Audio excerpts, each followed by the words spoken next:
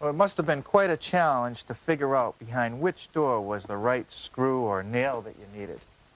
But not so over here, where all the planes were lined up. Beautiful wooden planes that the Shakers would buy at the local general store. And they always bought the latest tools and the best that money could buy. Now this plane right here puts a little quarter round on. So by making several passes on the edge of a piece of wood, we could end up with a nice bead like this.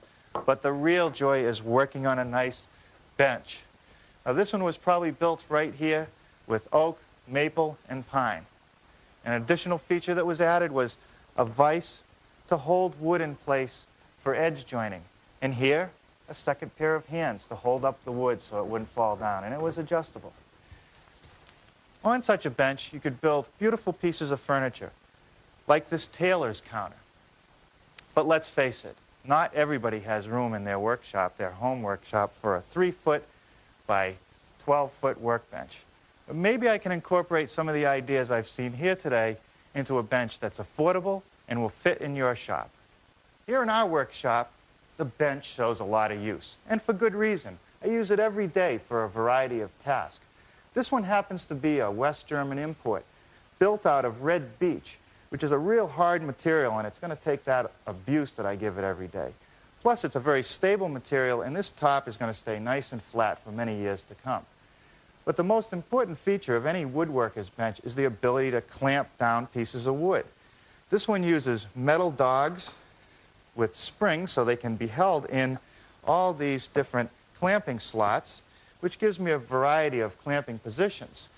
And on the other end, there's a vise with another dog, so that when I want to work on a piece of wood, I can set it in place, clamp it down.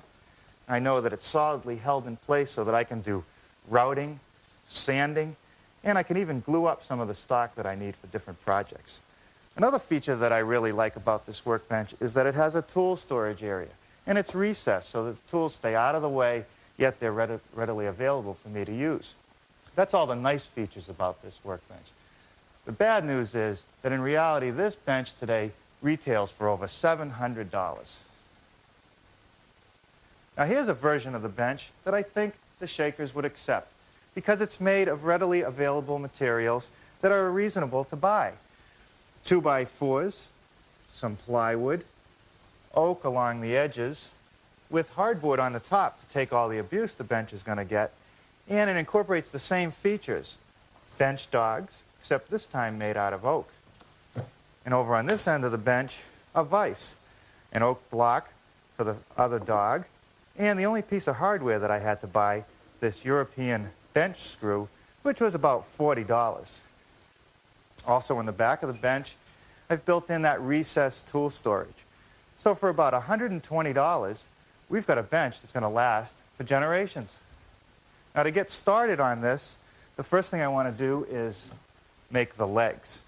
And I've dadoed out the material here, which will hold the bench frame. And then down at the bottom, there's another dado for this tool storage shelf. And I do those over here on my radial arm. I've set the radial arm up with a dado cutting blade. And this is 2 blades set at an angle, so you can see as it turns, they're close together and then they're spread apart. And that'll allow me to plow out about 3/4 of an inch of material at a time.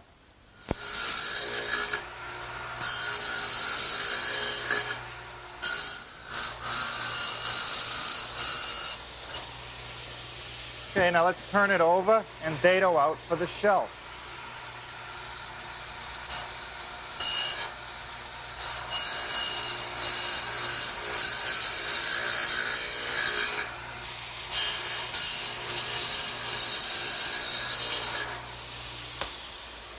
Okay, that's our 4 legs. And the next thing I want to do is make a couple of feet.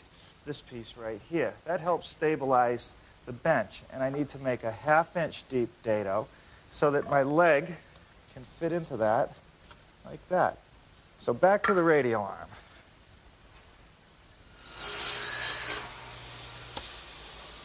Okay, that takes care of the 2 feet. But I want to knock off this sharp edge by chamfering it so I won't stub my toe as I walk around the bench. And I'll do that right here on the miter box, set at a 45-degree angle.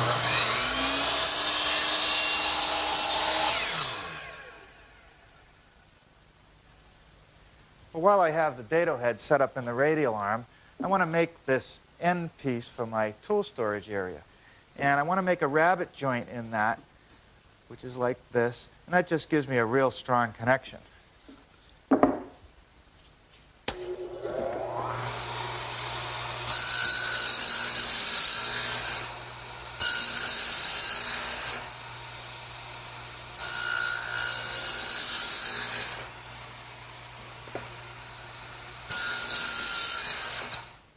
Now with the hardboard removed, and now the plywood, I can give you a closer look at the anatomy of our workbench frame. And as you can see, it's just 2x4s, starting with this long one along the back here, which is just square cuts on each end, and then a dado right here in the partway over to accept this piece, which fits in like that, which has a dado here for the side of the vise, this, and a dado right here for the bench dog assembly. And then there's one more piece down on this end, which is this piece, dadoed to accept the vise side and rabbeted for the back of the bench. All those pieces fit in together like that. And then on this end, another rabbeted piece for the back edge and a larger cut here for the bench dog assembly, which we have here. Now I've laid it out, and it also has to be dadoed. But before that, we do that, let's take a look at our original workbench over here.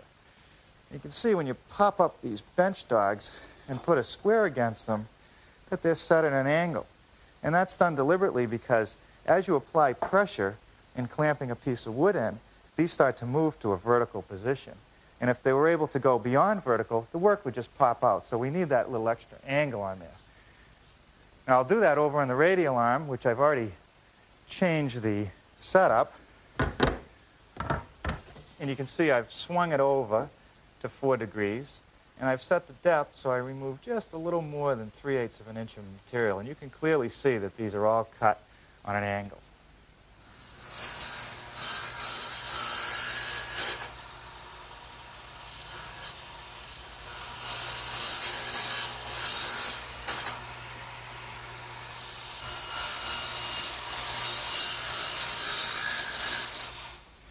Okay, that's one side of my bench assembly.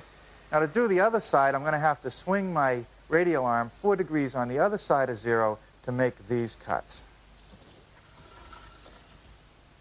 The next operation that I have to do is to put a groove in this 2x4, which is the back member of the bench. And it's grooved out so that we can put this plywood tool storage shelf into the groove. It's about a 1/4 inch deep and 3/4 of an inch wide, and I've set the radial arm up to do just that.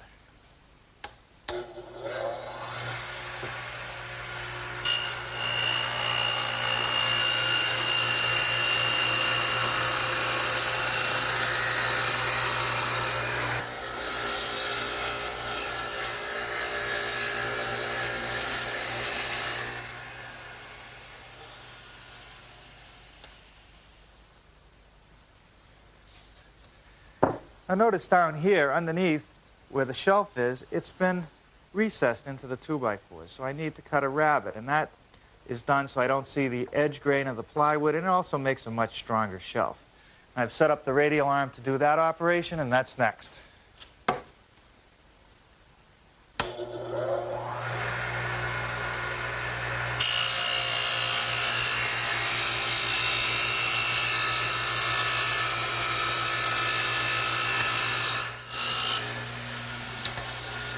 Now I'm ready for some assembly, and the first thing I'm going to do is put these two 2x4s together that hold the bench dog. So a little glue and some Phillips head screws, and that'll be all made.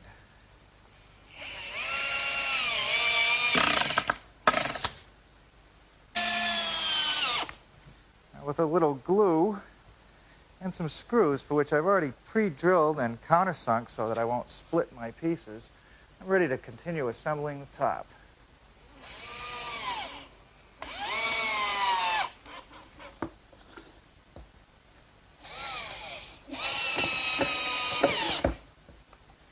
And now for the legs. A little more of the same. Some glue and some screws to hold them in place. One additional step, before I drive all the screws in, I want to just check these legs, make sure they're nice and square. That with a big frame and square, and that'll do the job.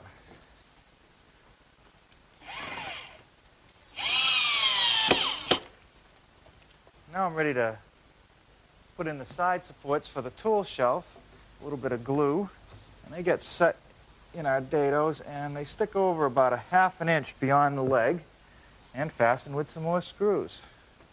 Okay, and now for the end support for the shelf.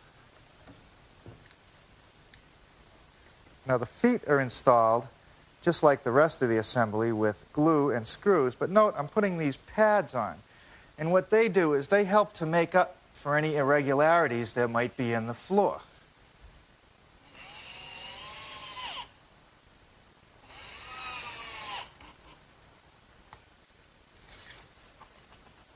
Okay, now here I have a piece of 3/4 inch plywood and a piece of 1/4 inch hardboard, which are for the top of the bench. And I need to cut a slot in both of those pieces for this bench dog assembly here. So I've laid it out 3/4 of an inch wide and about 3'6" long. And I'm going to take the piece of hardboard and screw it to the plywood so that I can cut through both materials at one time.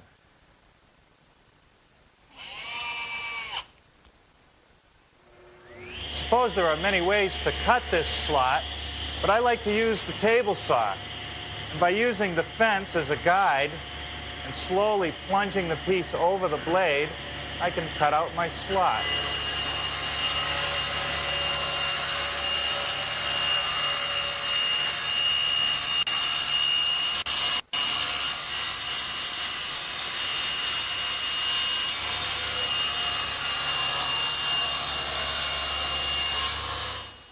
Okay, now I'll just readjust my fence over another 3/4 of an inch and make the other cut.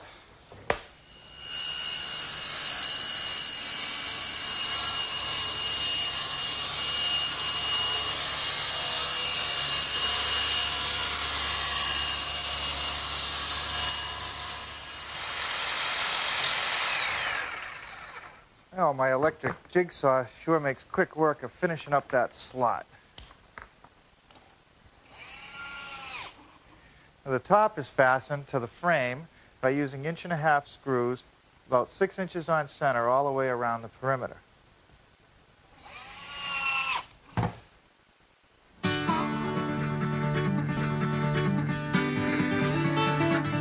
Let's take another look at our completed bench. You'll notice that I've had to cut out part of the top for the vise mechanism. So I've gone over here and done the layout on the hardboard, and I'm going to use my circular saw to take out that material. Hopefully I've laid it out right so I won't cut out any of my 2x4 below or hit any of those screws.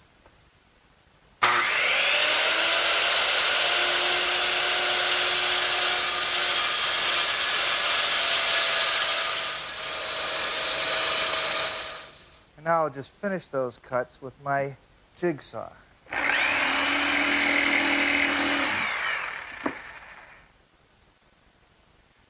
Finally, I'm ready to start in with the oak banding.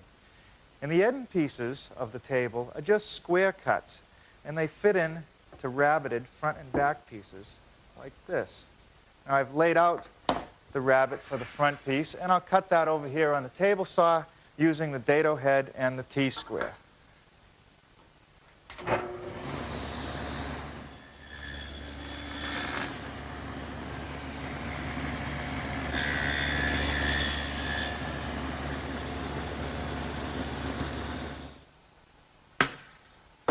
Now this back piece of oak, as well as the two end pieces, also need a dado to hold this piece of plywood at the bottom of the tool storage area, much like the one that was in the 2x4. And I'll do that over on the table saw.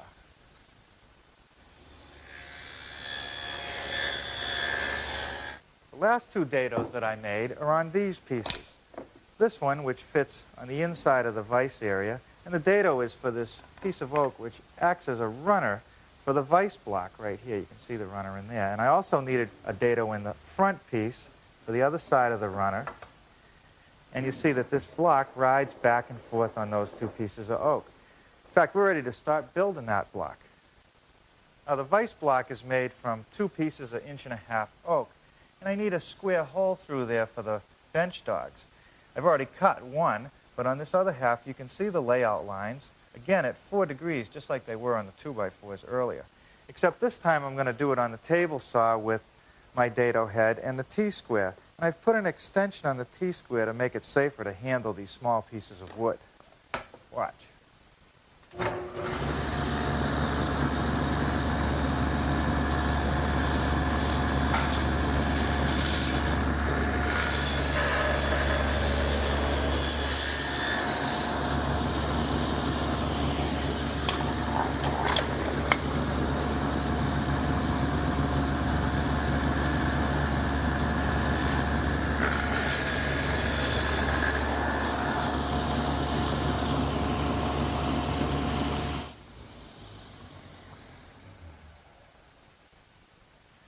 Now, the last groove that I have to make is in the side of each piece, and that'll provide a track for the runner to go in.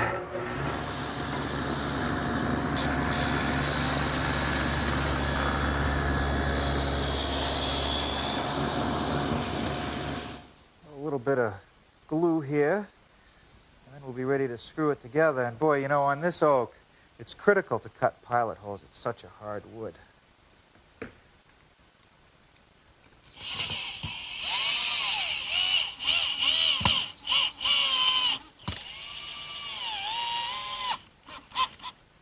With the runner glued and screwed from the back side, I'm ready to set this piece in place and fasten it to the frame with some screws.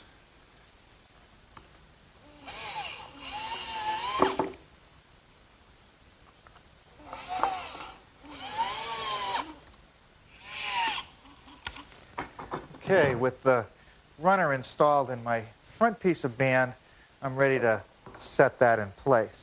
I'm only going to temporarily fasten this particular piece because I'm going to have to take it out later to put the bench vise in. So a couple screws in each end. Now I can put the side pieces on. They just fit right in that rabbet.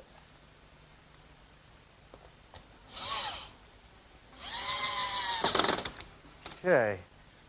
Now this 2-inch band goes along the back of the top, and that just dresses it up where it goes into that tool storage shelf.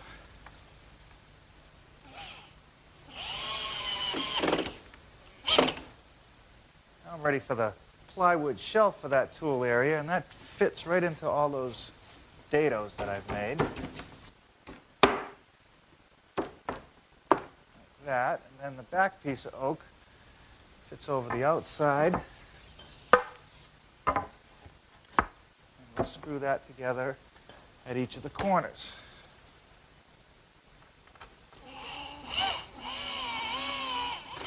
Now with my front piece removed, I'm ready to drill a hole through the 2x4 in oak for my bench screw. And I'll do that with an 1 3/8 bit, starting from this side and finishing it from the other side.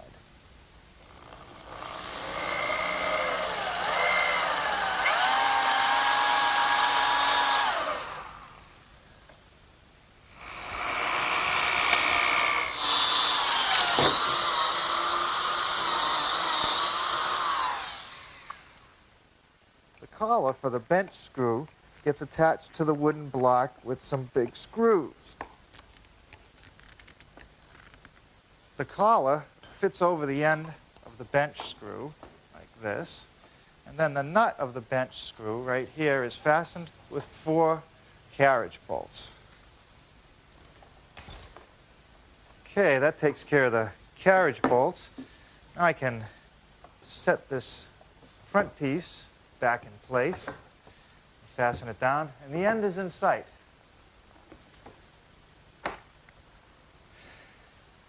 Now the bench dogs from the European bench are made out of metal, and I can't really make those here in the shop, but I can sure make them out of wood. And what I've done is taken a piece of oak and cut it out to the approximate shape and then installed an 1/8-inch piece of oak which acts like a spring to hold it in place. And the first thing I'm going to do is cut these pieces on the bandsaw.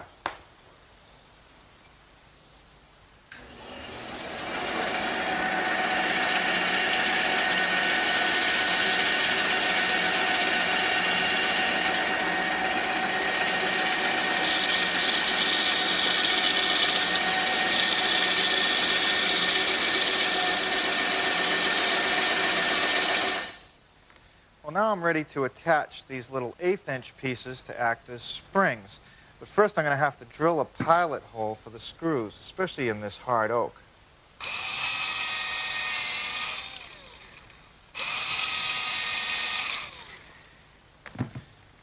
Now just a couple small screws. Now those should work great. Well, let's try our bench dogs. One will go in the various slots along the table, depending on the size of the piece of wood that I'm going to be clamping in here. And let's put it here for now. And the other one will go in the vise, which is the movable part of the system. Now, the tendency of these is that as a piece is clamped, this will push back.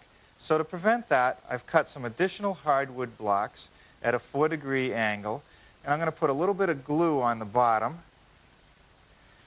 and put it behind the bench dog, making sure that it's tight up against it, and I'll fasten it in place with a couple screws, and I'll put one behind each location all the way down the line.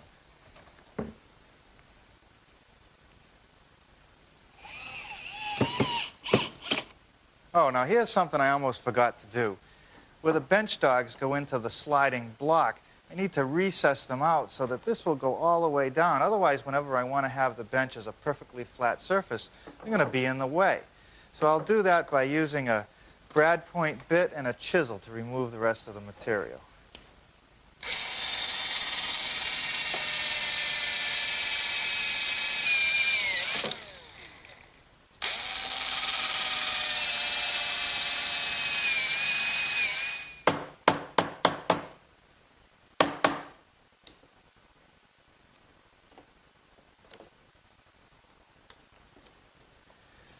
That's going to work fine.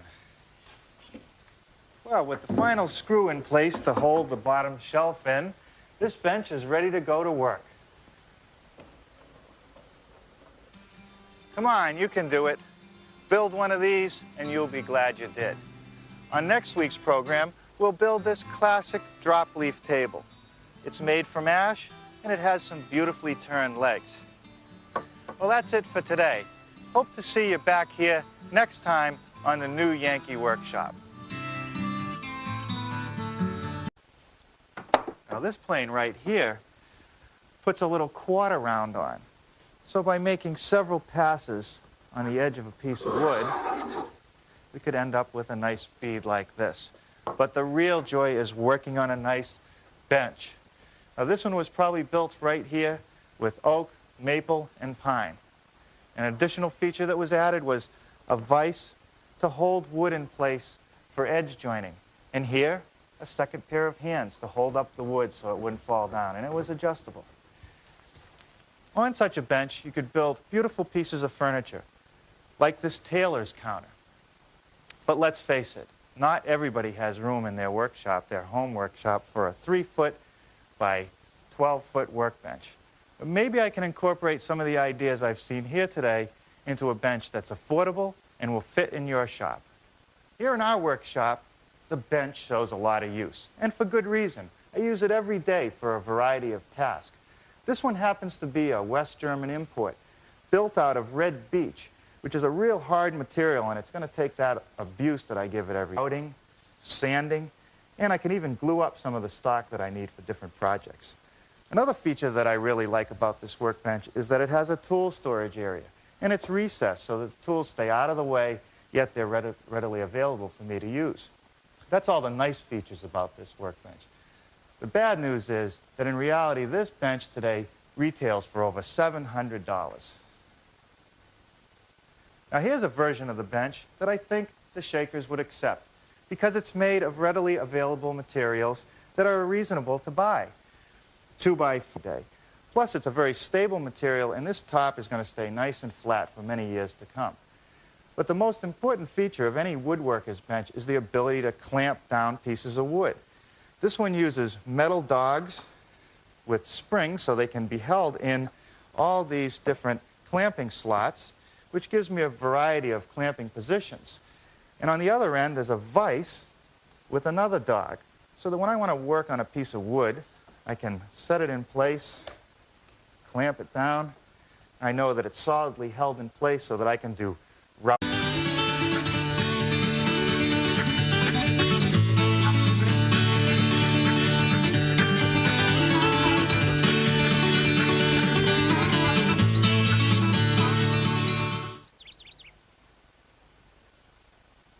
Well, it must have been quite a challenge to figure out behind which door was the right screw or nail that you needed. But not so over here, where all the planes were lined up. Beautiful wooden planes that the Shakers would buy at the local general store. And they always bought the latest tools and the best that money could buy.